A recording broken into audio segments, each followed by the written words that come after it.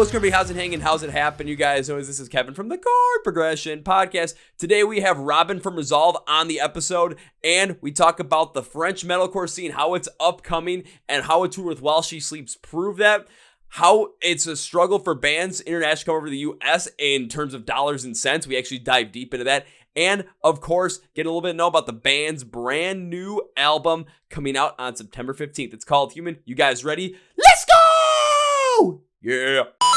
Well, ladies and gentlemen, boys and girls, listeners of the Chord Progression Podcast. I love having guests on multiple times, and this is already third time's the charm for this guy right here. We had him on once in 2021, and then once again right before their Between the Machine and Me album came out in late 2021. Since then, this band has been absolutely flying, touring like crazy, and now they have a brand new album called Human coming out on September 15th, and if it's going to pick up anywhere where Between Me and the Machine left off, let me tell you, this is going to be one hell of a good album, man. You hear the singles, you know that's going to happen. So please welcome Robin from Resolve back to the podcast. So Robin, once again, welcome back. Thank you, man. Thank you, Kevin. And yeah, hi again, everyone. It's a slightly older and more tired version of Robin, but here I am again. Slightly older, slightly more tired version. I mean, a lot can happen in 2 years, but I know the reason for, slightly more tired is because you guys have just been going nonstop for the past, it seems like ever since Between Me and the Machine came out, you guys have just been going nonstop with touring, getting even bigger as a band, brand new album, and then touring even more after that. So understandable why a little bit more tired fits into the mix. Yeah, but I mean, I'm thankful for that. But the thing is, when we the first time we talked was July 2021, so I think we had released maybe a couple of singles ever since being a signed band and everything. And the thing about the first album was it got pushed back. It was done way before it was actually released, but because we knew that we needed the touring to solidify the growth of the band, we kind of sat on it for, I want to say, about a year. And the timing wise, it actually made sense because I think I remember talking to you and right before doing our very first show back as a band, which was I think October 2021. But things actually, if I remember correctly, after that things got slightly worse again. So touring stopped again for a while, and it opened back up for good spring 2022, which is when we started touring as well. So yeah, it's been nonstop ever since, and we also wrote an album in the meantime. So yeah, it's been a lot. It's been a lot for sure. Been a lot, been busy, but at the exact same time, I mean, it's got to be a lot of fun, just given the fact that, again, looking back at the past times we had talked where, again, you guys had been still going through the pandemic and we're waiting for Between Me and the Machine to come out. Then the second time it was right before it came out, but then we did have that little period of time where it was COVID came back. Touring either got shut down or more mandates were being put back into place. But then once winter 2021, 2022 got over going into the spring, you're right, everything opened back up. And oddly enough, when it came to you guys releasing that album at that time, it kind of geared you in a perfect position because from what I remember from it, there were a lot of people that were incredibly high on the album, praising it all over the place. So by the time, you had a little bit of lull in touring because the little pandemic, uptick once again. But once it was done, you guys hit the ground running.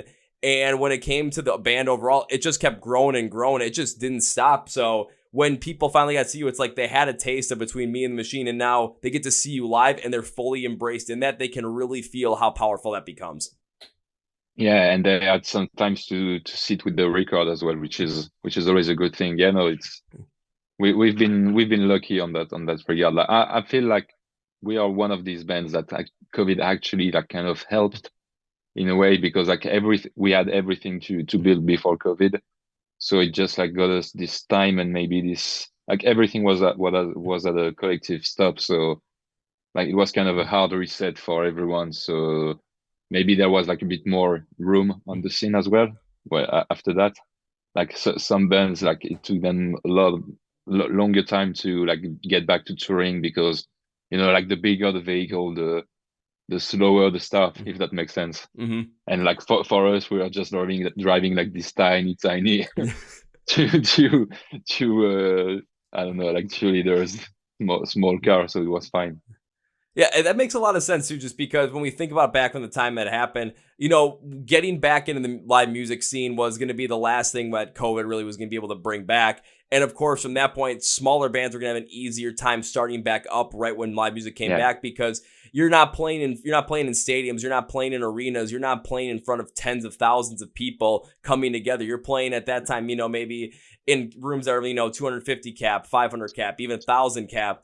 So it's a little bit more plausible for that to happen. But then where you guys are coming from, I've been watching a bunch of bands since the pandemic scene, which ones are some of the bands that have really taken that pandemic in stride, and then what was going to happen afterwards. And you guys are one of them where what happened was, you use it to your advantage. Of course, every band tried to, but once touring came back, once you guys released that first album with Between Me and the Machine after as being a signed band, it just took off because you guys did everything you could to lay that groundwork and then get in the ears of people and get people that experience of live music once again, to the point where now, we're already coming to, the second half of 2023 charging through, and you guys are just, again, nonstop doing. You have a brand new album out. And when it comes to listenership, when it comes to just people paying attention to the band, it just keeps growing every single day. Yeah. And also because so basically when we released Between the Machine, maybe not almost to the day, but not even 1 year after, we were actually releasing one of the singles, which turned out to be the first single out of the new album. And I mean, that's the name of the game now too, so I know a lot of people disagree with this idea of being ever so present and releasing a lot of singles out of your album. But realistically, this is it only makes sense. I wish I could just I wish we could as a band just say, hey, here's our new album, go and listen to it. But it doesn't happen this way. You have to always remind people. And even when you feel like you're doing too much and being too much into people's face and everything, you have to remember that myself and the other members of the band, all we care and talk about all day long is this band. And when we feel like it's too much, we have to realize that for most people which are outside of this, even if they get reminded once every 2 hours that Resolve exists through whatever social media or email or anything, it's still fine, and they still have plenty of time to think about other stuff. So yeah, gotta push always.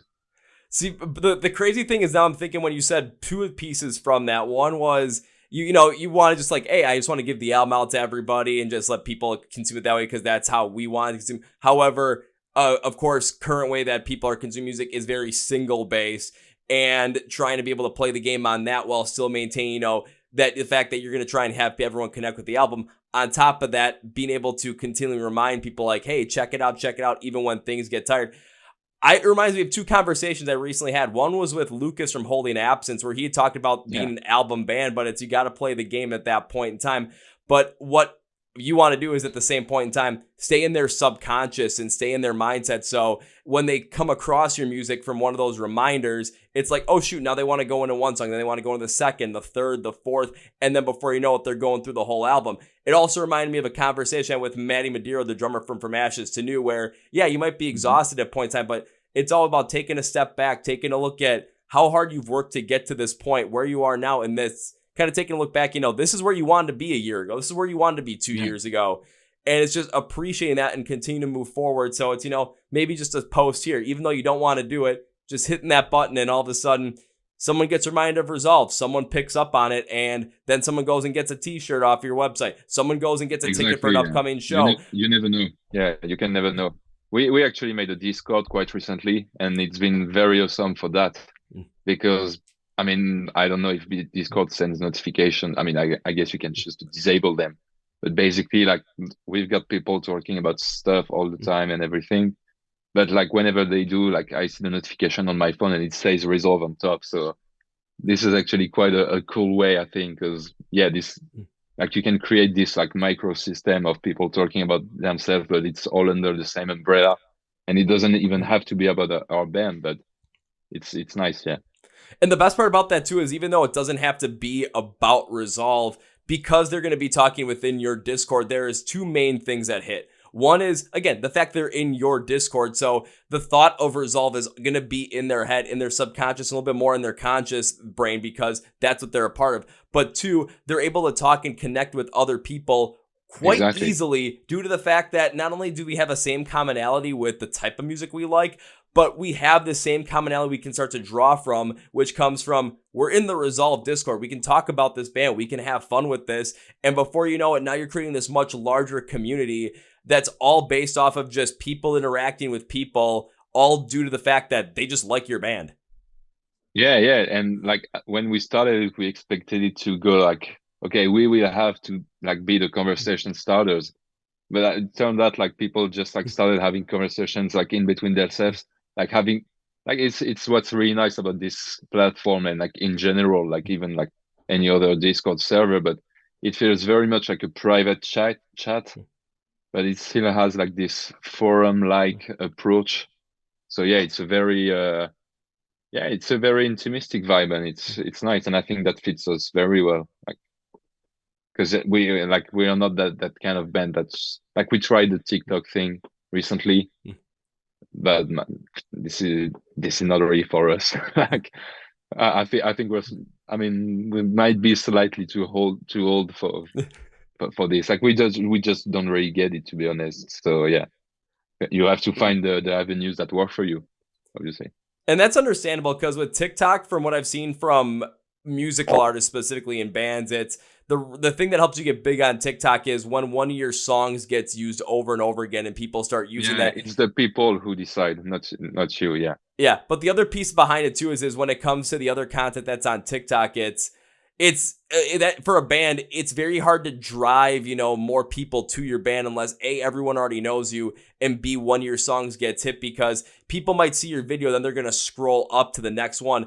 I tried TikTok myself for over a year trying to figure out something, and I realized there's no incentive for people when they start scrolling through and they see one of my videos to just hit the button and then like go to the link in the bio. It's so incentivized just to keep scrolling or just hit that quick follow button, but it doesn't mean anything after that. For Discord, it's a little bit of a different thing because I think about when Twitter first came out, it was people were able to see what like someone that they idolized or someone that they liked or like a famous person was going to say, and they were able to interact with it in some capacity. Discord kind of took that in a different level where they made it more of like a Twitter meets Facebook groups, but at the same time, it's a lot easier for people to get into. It's a little bit more of a dedicated thing. So when people are in there, they're much more active in that server. They're much more active together. So if you have a large growing Discord server, especially you guys being able to pop in there, add your 2 cents every now and again to these questions that these fans are starting, these conversations these fans are starting, it just adds so much more to the mix and it feels a lot more personal to them because now you're directly connecting with them, and that just continues to grow the community and continues to grow the band overall. Yeah, and even for us, like I think we are extremely thankful for anyone's support, really. So to see like honestly quite a lot more people than we expected to join the thing was really nice. But I mean, yeah, it's all like it's cool because you see people like organizing like carpools to shows and stuff. So I can't wait to see like this could be the start of something like greater, like in-person meetings and stuff, which would be really exciting. Like we'll see how it goes, but yeah. Thinking about that too, because it kind of adds a little bit more of that, VIP experience, but at the same time, you're doing it for everyone that's in that Discord server where, hey, we're going to be on the road. We're going to be doing something, maybe a Discord get together when we're going to be in this town, in this city, playing this show. And and people that are there are able to come through. And at the same point in time, it creates this larger sense of community. But again, another sense of connectability for you guys as a band, because now what happens if I'm just some, fan that goes to see one of your shows. Maybe I like the band, maybe I don't. Maybe I like one of the other bands on the bill, but I go there all by myself. And all of a sudden I see you guys play, I like you guys, and I start talking to people around me, and I find out that there are people there that all carpooled there from one other place because they all met on this Discord server. Oh, now I'm starting to connect with these people, and now I want to join. And it just gives more of this community sense to it, and ever is growing. And a lot of it is based off of what you guys are doing, but the fans are also doing their part to it because they're connected so much with that server, with you guys, where it all comes through because of the positivity that radiates from it. Yeah, I very much like that idea. yeah, I can see that happening also. So yeah, Say, because I it's know you amazing. guys have not yet come over to tour in the US. And by the time I Nah, get over to Europe, I might be like, okay, how am I going to get to this show, to this show? Just pop in the Resolve Discord server, like, hey, can someone help me out? I'm pretty sure someone's going to.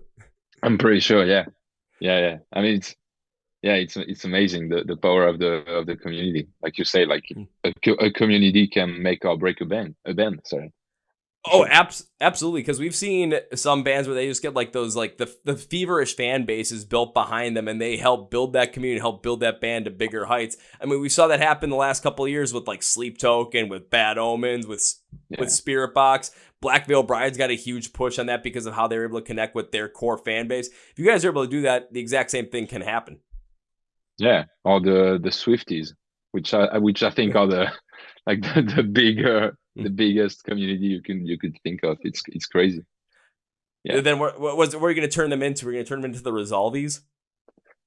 I don't know, like sometimes we as the bands we call ourselves the resolvers, which but it's really lame. Like I don't know, like resolve doesn't really. I don't know. We will have to see about that. For now, it's called the resolve community, and we like that. But yeah, it's hard to come up with a name with a cool sounding name for the community. We'll have to think about that. Well, you think about it, resolve. It's like you're figuring out things. You're figuring resolve, resolution. The resolution. You could go with something like that. The resolution, yeah, or with the resolution or revolution, maybe some slight. So some slight tweak of that, but still it would make sense. Now, because you guys have been touring so much, have you been having chances to meet with people from the Discord server that come to the shows? Because hey, you guys have been out on the road, you guys have been touring all over the place. Of course, you're gonna have fans all over the world, and people are gonna want to come see you play. So, have you had the chance to actually meet people directly at shows that are coming directly from the Discord server? So the Discord thing, it's like actually extremely recent. Like it's been open for at the moment we're talking maybe like 2 weeks. So we no we I you know what we've actually like we've played a couple of shows like ever since opening it up. And like yeah, there was like I don't think we actually like met up with any of the people coming up, but there was like this dedicated sub channel or something. I'm not too sure about the name. Like people like going to the show and being able to say like, hey, like I'll be there at these times watching this band and stuff. So yeah, it actually kind of happened. See, actually already kind of happened. It's only been open for a couple of weeks. I mean, that just speaks to a couple of things. One, it speaks to the absolute viability of it from your perspective as a band. But secondly, it also shows that your community as a whole for fans is just, it's strong enough already to where the Discord servers opens up and people are able to connect with it lickety split. I thought this thing had been open for months at this point, but I didn't know it was just weeks.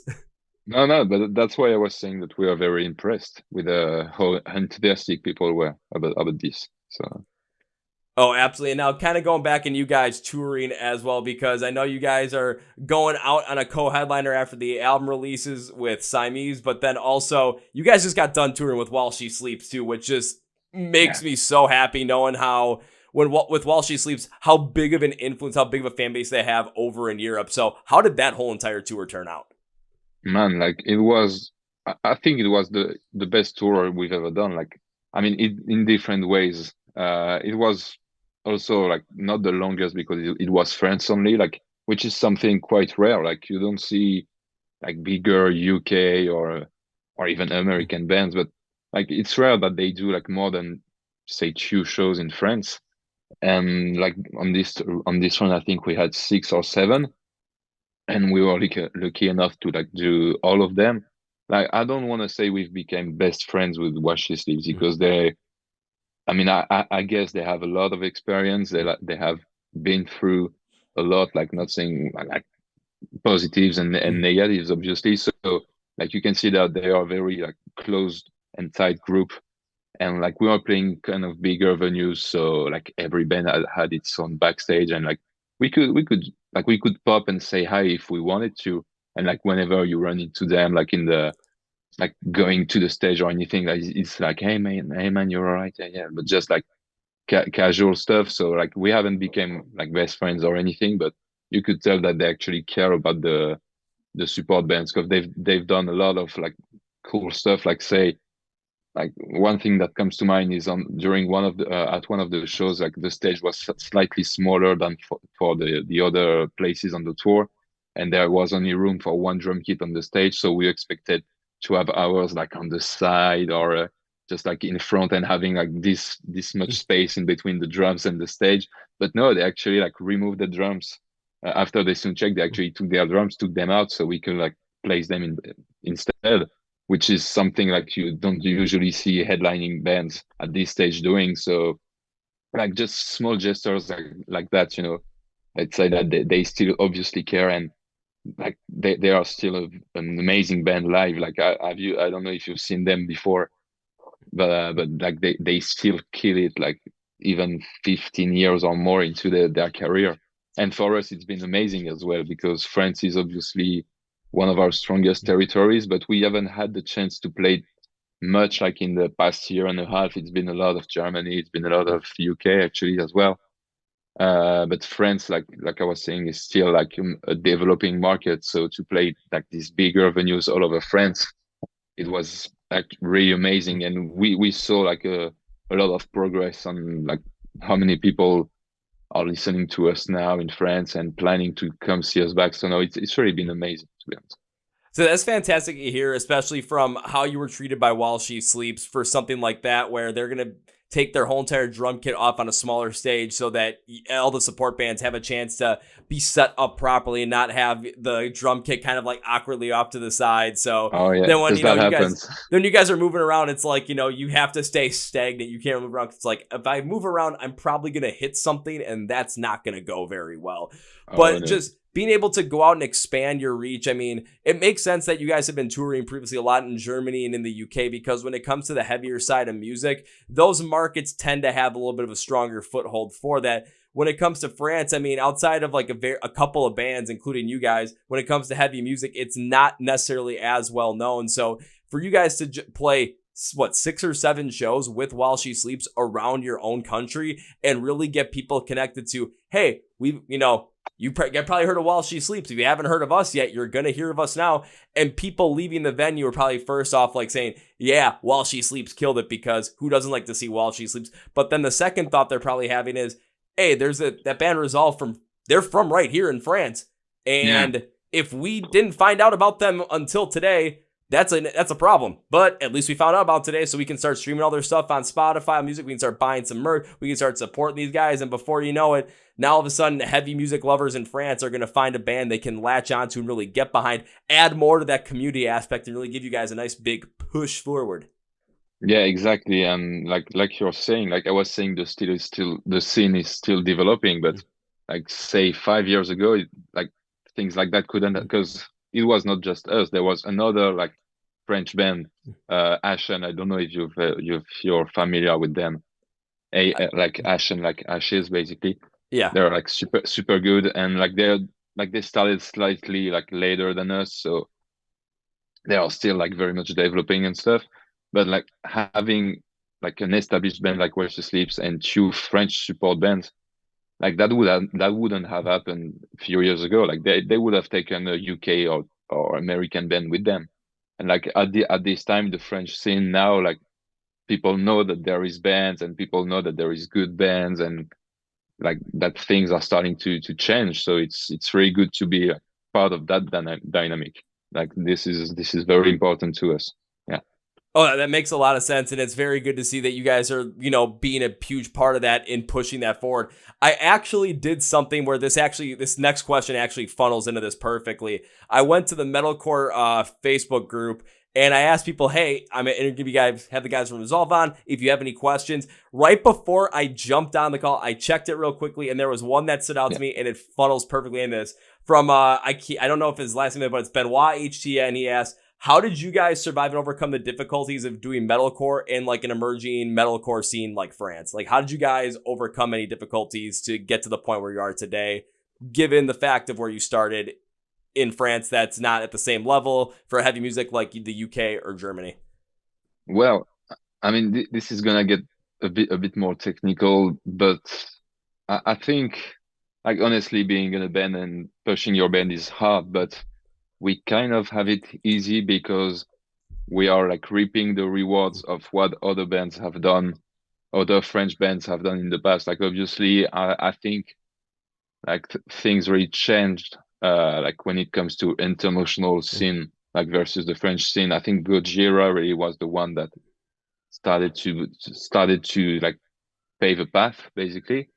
But after that, you had Betraying the Martyrs, which I guess you're familiar with, and they Mm-hmm. were like pretty much the very first like French metalcore band to really have an impact on the international scene. And then obviously our big brothers in Landmarks, which then like kind of took it to another level. So like basically they showed like the French industry, like the music industry, which is still quite small, like just for the alternative and metal Mm-hmm. scene.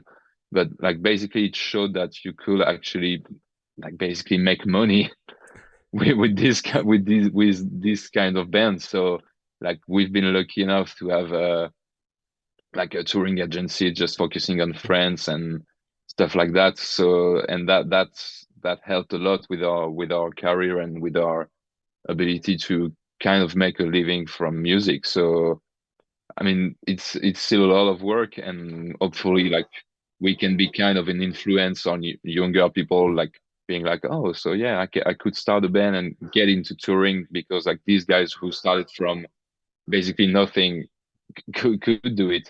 But it also has a lot to do with yeah, like a few bands before us that just show that it was possible. See, that actually does make a lot of sense because I'm thinking about it from any other musical standpoint, any other like country that has bands come out of it. It all has to start somewhere, right? I mean, even think of like deathcore. There's probably going to be a lot of Russian deathcore bands we're going to see in the next 5 years because of what Slaughter to Prevail is doing. We're probably going to be Yeah, for seeing sure. and take a look at metalcore in the UK. All of a sudden, it was you had Architects, you had Asking Alexandria when they were in their first two albums, and then it was just an explosion after that where what you were talking about, starting out, you got Gojira, Betraying the Martyrs, your big brothers in Landmarks, and it's kind of seeing where they were able to go with it and see where that path had been taken so that any other difficulties that would come through where it's, oh, people aren't necessarily knowing the French market right now for heavier music. Well, we can follow along with what some of these other bands have done. We know that it's possible. We continue forward on that. But then the big key is going to be just how do you continue to push that forward? Because yes, Gojira is big. Yeah. Yes, there's Betraying Mars. Yes, there's Landmarks. Now you guys are coming right behind that as well. It's where can you push that like path next so that there's even more bands that are under you that are being influenced by you in France that can say, hey, this is what Gojira did. This is how they got, this is where Landmarks went. This is where Resolve went. Now let's kind of take those ideas. Let's put in the work. Let's go down that path. But then if we find where the path works for us, we can deviate, create a brand new path, and more people can not only get to learn about the heavy music that's coming out of France, but a lot more people can be influenced by it to start their own projects. Well, I mean, what came to mind when you were talking about the next, like, what's the next destination? And like, literally speaking, I think for bands like us, like, you can't really stop until you've made it to the US, which is like, it's not something that's like really envisioned right now, but this is kind of the middle term goal in a way. So like, maybe like not say, I don't want to say anything like because there absolutely is no plan, but realistically, I think we will try and come to to the US by 2025 or so. So that would be, I mean, yeah, like just touring literally like another continent is obviously the next big thing on our eyes, or it could be even be Australia or Asia or anything like really, but this is because like touring is it's good fun, it's really amazing, but it's kind of like once you've done one tour and once you've done the bigger venues and once you've been like we've been lucky enough to do like a couple of big festivals this summer, and there's this kind of bittersweet feeling like okay, so the first time was amazing and overwhelming, but like what's the next first time gonna be?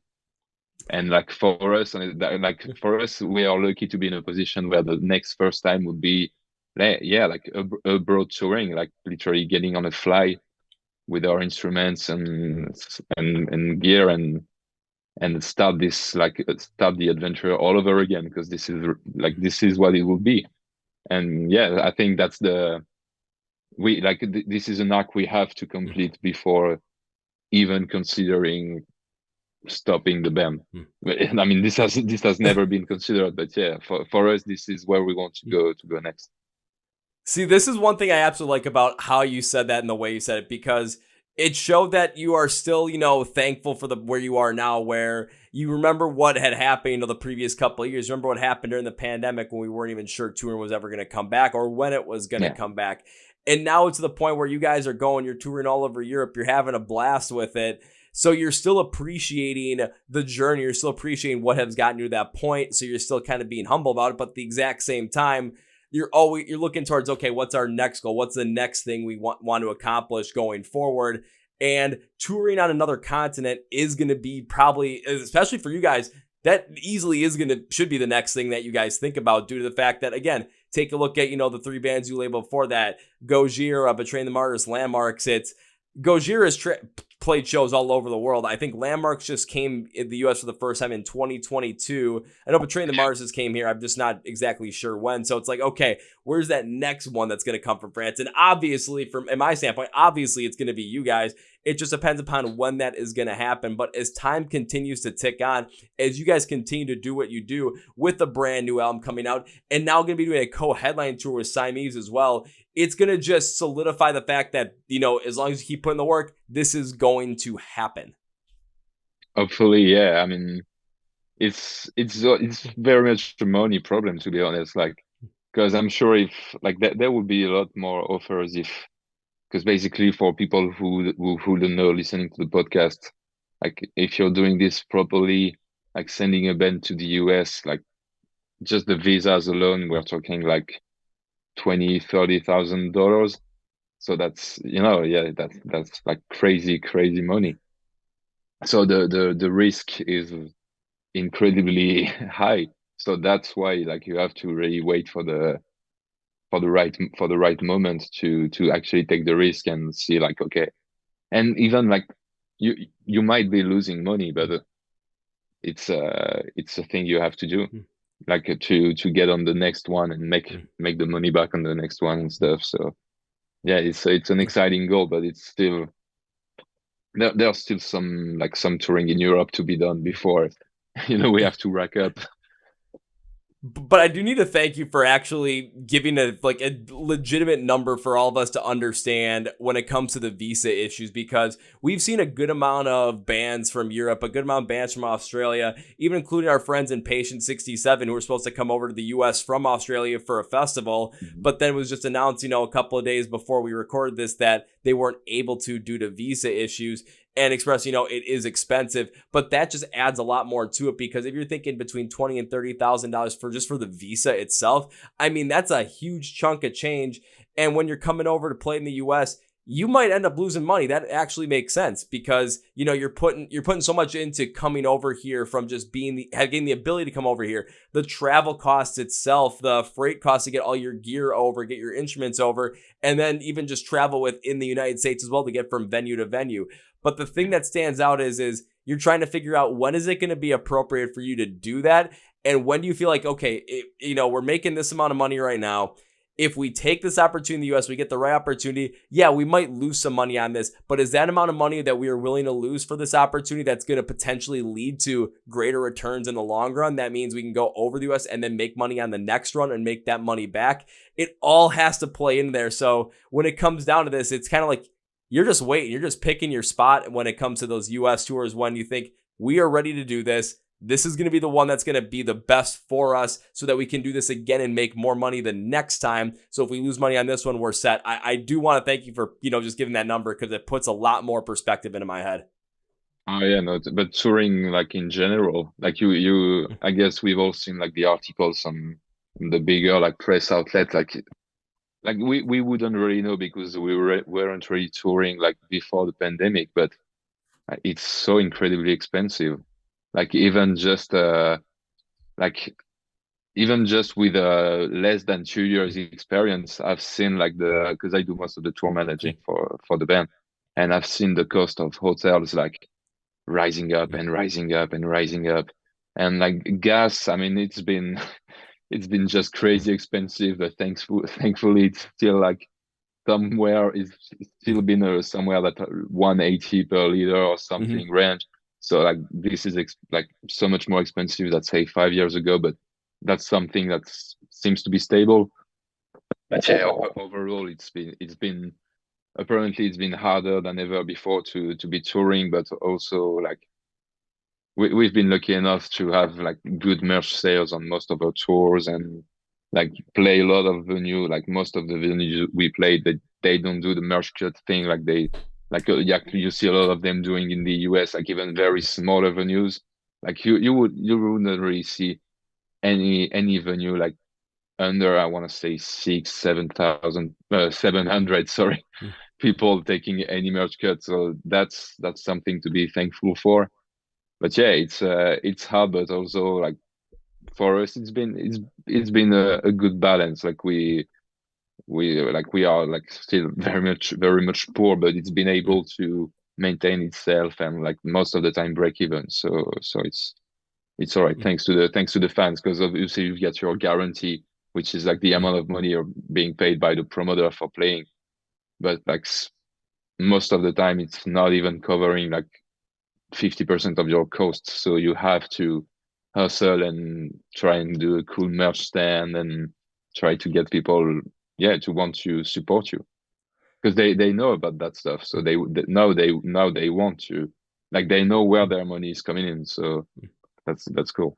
I'm glad you guys have not run into many, venue merch cuts, because that's something that, even from my standpoint, I still stand the ground of, for the venue, don't take those merch cuts, because at the exact same time, it's, if you want to take merch cuts, then give the bands a cut of what you made at the bar, because Yeah, if the bands aren't going to be there, there's going to be no fans. If there's no fans, you're not selling any beer, you're not selling any alcohol, you're not selling any of that stuff. So you're losing yeah, money out on that front. So let the bands but make their no, money, you make your money. Let's just be but happy with that. Don't take more from these bands than because they're the tour. They're the one touring. They're the one that are bringing the people in. If people are buying their merch, let them do that. What could you do with that space? Put another bar there? Oh, that's I fantastic. But actually, you've got enough already. yeah, but you know what? I actually have a thinking about this, and it's I'm not pointing fingers or on any artist or of any kind, but see like these venues, like if bands selling merch or like you know what, we're not gonna play your venue until you stop with the merch cut or anything. They don't care because they can put on like say a DJ act any time of the week and people will show up.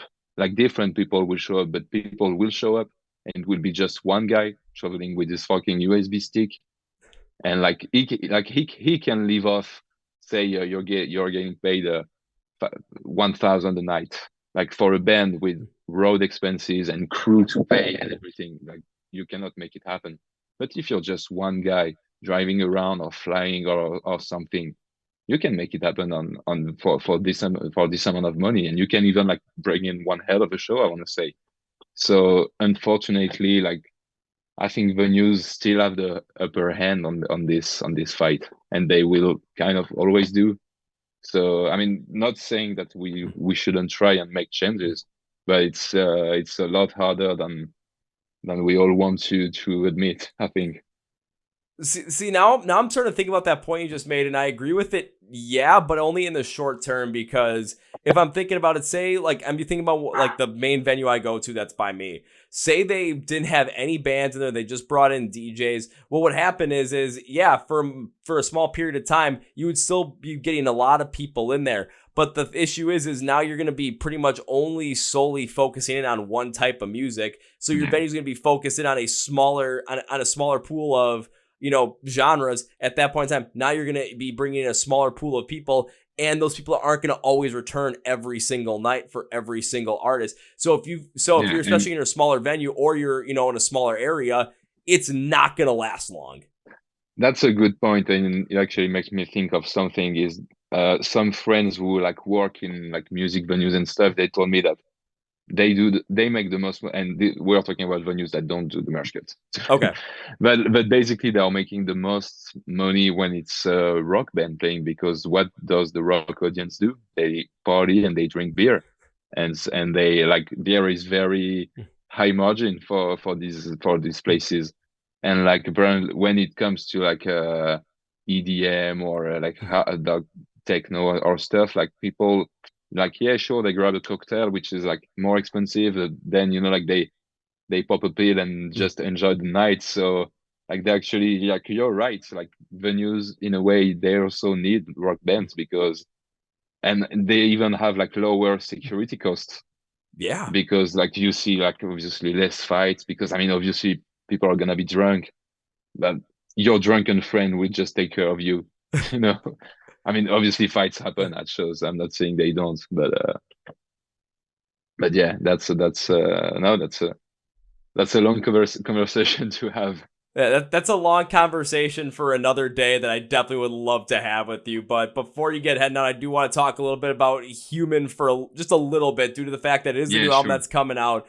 And when I was going through the singles, my thought was, alrighty, I'm curious to see what you guys got coming up. I'm curious to see what's going to happen. And listening through the 4 singles, I was thinking, you guys want to come over to the US. Your goal is by 2025. After listening to singles, I'm thinking this has the potential to leap you guys even like before that, due to the fact that there are 2 songs where I'm like, you know what? I get these, but they're just not hitting me in the exact way that I prefer, due to the fact that I love going to those pits. I love smashing around. I love having a blast seeing what's going to happen.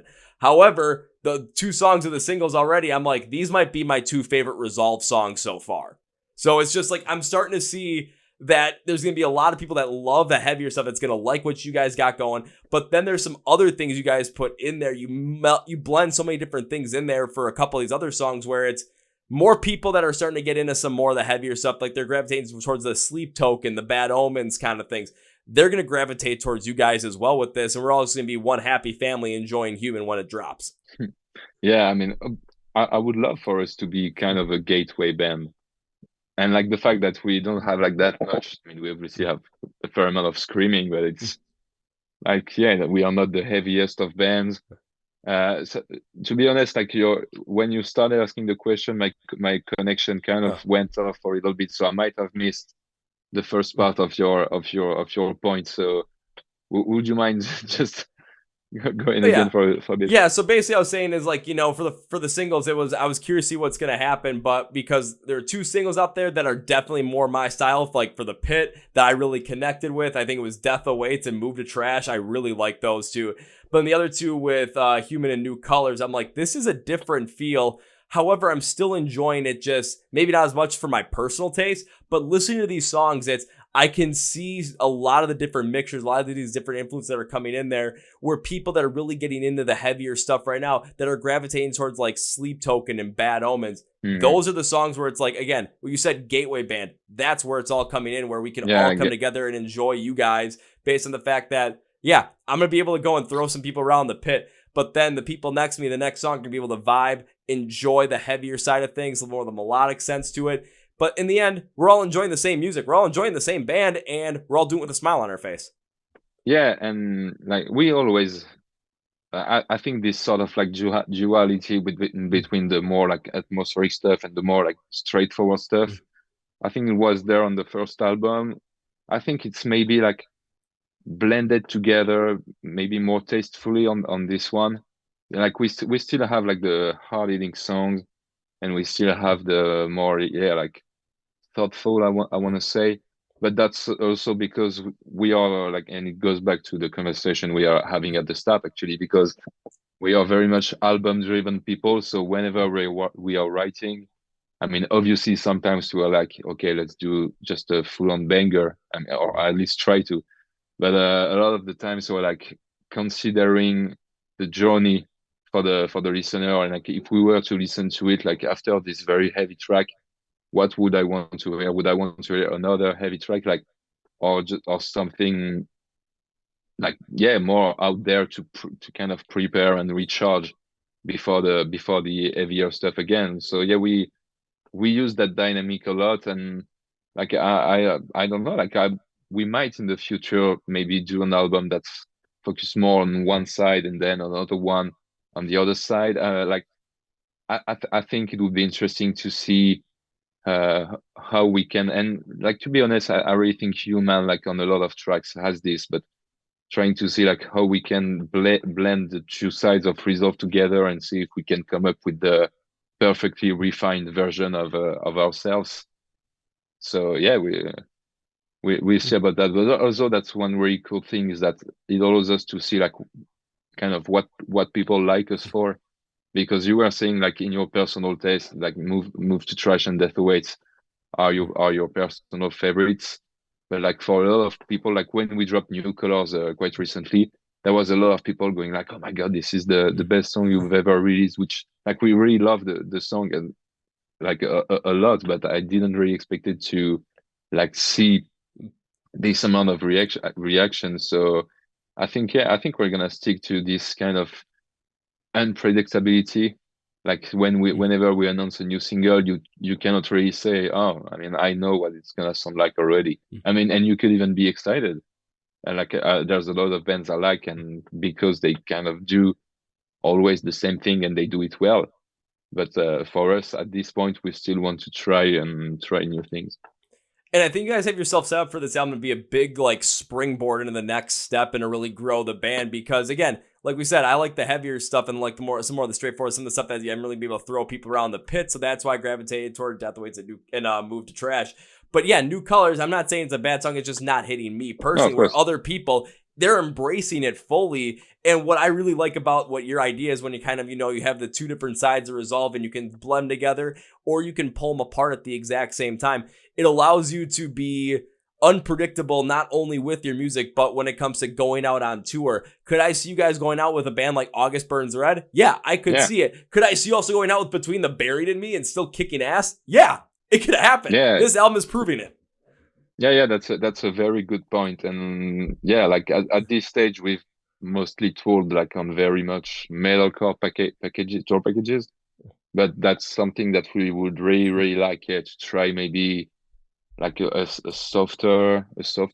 And what's cool is that we can even like change up the set list depending on the kind of audience we play with.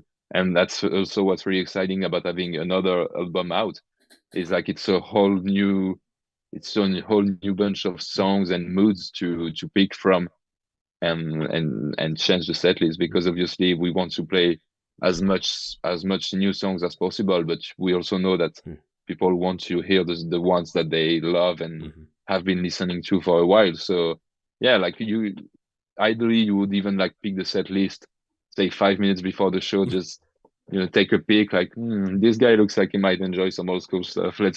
Let's throw one in for him. Yeah, I know what you mean, but it's going to be something that you guys will be able to go forward on these next tours and just really play with and have a blast, and people are going to be able to feel so many different emotions when they listen to Human. Once it comes out, they're going to have a good time. I know you got to get going, so Robin, as we bring this podcast to conclusion, one thing I'd like to do is give you a chance to say whatever you want to say, plug where you want to plug, promote your promote at the end of the episode. So my friend, the floor is yours. Well, I think it's going to be as original as the first few times, but I should have thought about this time. No, I would just want to thank everyone listening for the support.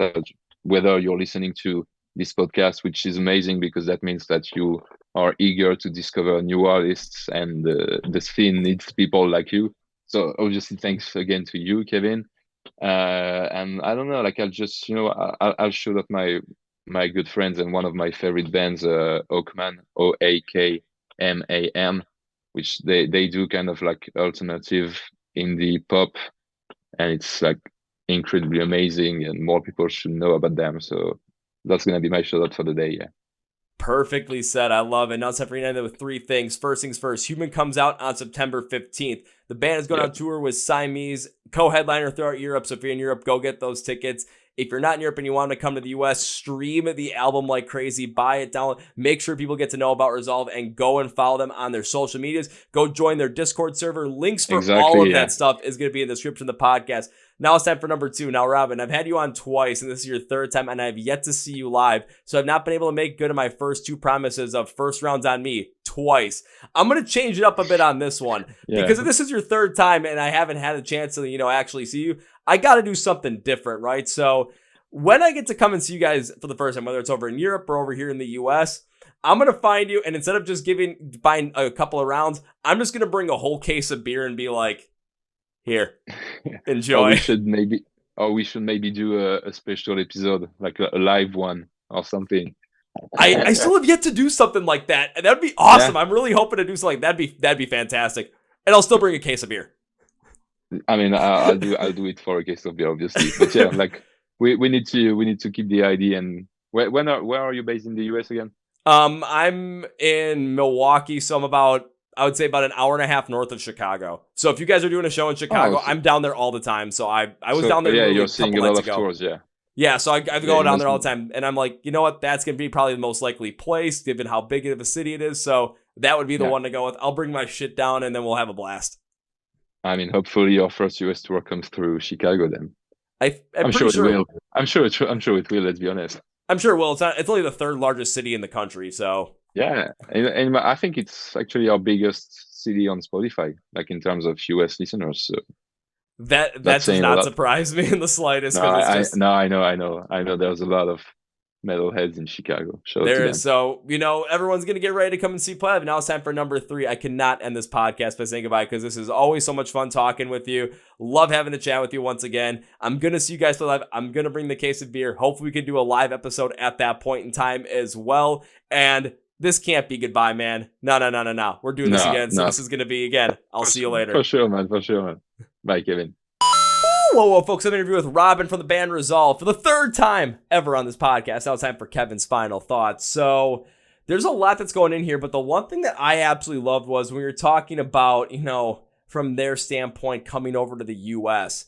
and bringing up the fact that, visa costs are going to be expensive. And he gave us a number between $20,000 and $30,000. So let's just assume it's $25,000. Now that's going to be per person as well. So, you're spending like 6 figures just to get the band over.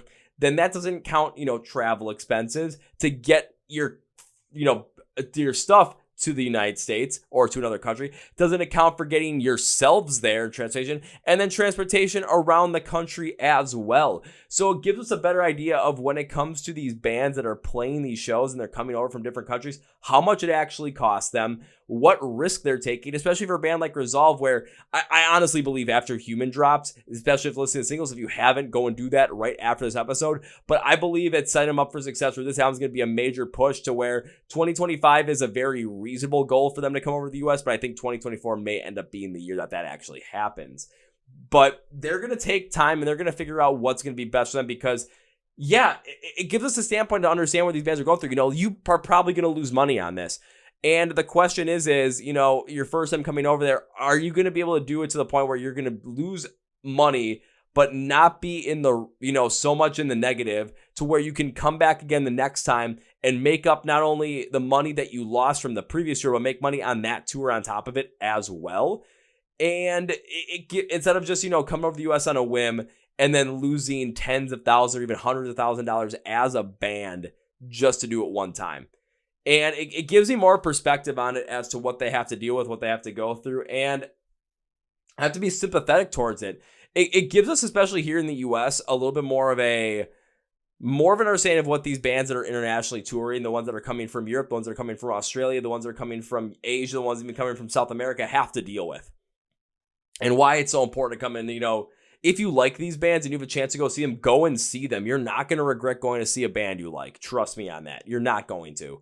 So go get that ticket, go support these bands, and watch out for Resolve. They're coming over to the US within the next 2 years, easily. Guaranteed, signed, sealed, delivered, stamped in. So if you want to go make sure that happens, go and check out Human by Resolve. The brand album coming out September 15th. Go pre-order it, go pre-save it, go listen to the singles, and go post on their social media sites where you want them to come here in the US as well. Be like, oh, come to Chicago, come to Milwaukee, come to New York, come to Boston, come to Brazil. Everyone always says come to Brazil. I always have to put that in there for funds. All the links are to the podcast for that, for their socials, where you can stream music, pre-order the album, pre-save the album, and join their Discord server as well. Please make sure also subscribe to the Chord Progression Podcast if you're on any audio version, Spotify, Apple Podcasts, iHeartRadio, Amazon. Hit the follow or the subscribe button, whichever one is. If you're on YouTube, hit the subscribe button right down here because there are brand new episodes every single Tuesday and Thursday. Friday reaction videos and clips throughout the week. Also like this video too because it's kind of fun to do that, or the episode as a whole. Thank you. Helps me out as well. Thank you, Phoenix Fitness. Remember, 20% off. Use the code CPP20 at fnxfit.com. Link description of the podcast. Thank you, Phoenix Fitness. Thank you, Robin, once again. Hopefully the next time we get to talk on the podcast, it's in a live setting. That'd be freaking awesome. So on that note, that's good for you guys. Thank you for listening to the Chord Progression Podcast. My name is Kevin, and you guys know every single one. Have a big, healthy, and hearty. See ya!